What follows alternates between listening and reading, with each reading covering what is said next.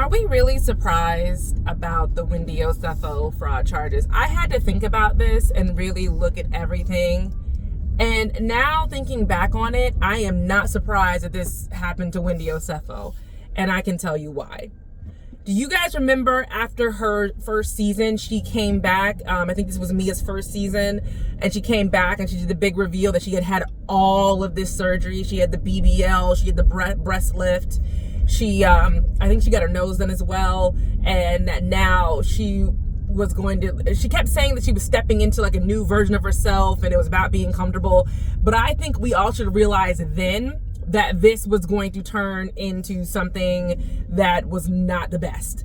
I think in that moment, with Wendy being on reality TV, she realized that she needed to be a certain type of person, look a certain type of way, and gave up on being the educated, kind of highfalutin, educated, smart woman, and was like, I think it'll be better for my brand if I'm smart, but also the smart girl who's really, really sexy or, really, really flashy to show that you can do both. And she went out of her way to keep up that persona, committing fraud so that you can present a lifestyle of Gucci, Prada, Fendi is really, really sad, especially when you're as educated as she is and it's where she comes from.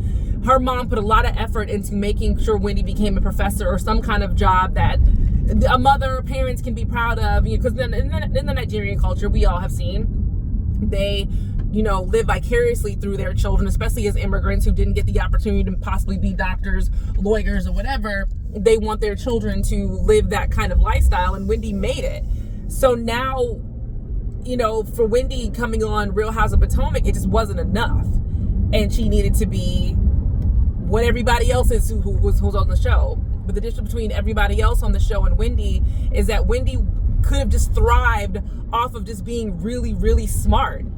And everybody would have been cool with that. Nobody was looking for Wendy to be who she is today. Flashy, sexy, super tight clothes, that Mugler bodysuit that everybody won't stop wearing on Bravo.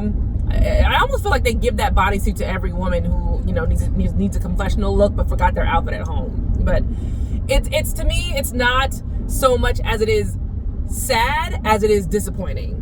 Like, sad to me would be, oh, why did you do this? This really hurts me. It's really bad reputation. Disappointed, it's just like, Wendy, come on. You know better. You could have done better. You should have done better.